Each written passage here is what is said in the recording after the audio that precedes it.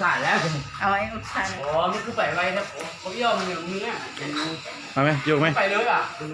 คือไวแต่ โอ้มันแคบล่างมือแล้วหน่อย ที่มันแนมอย่าง โอ้เอ๋จ้ะโอ้ยช่วย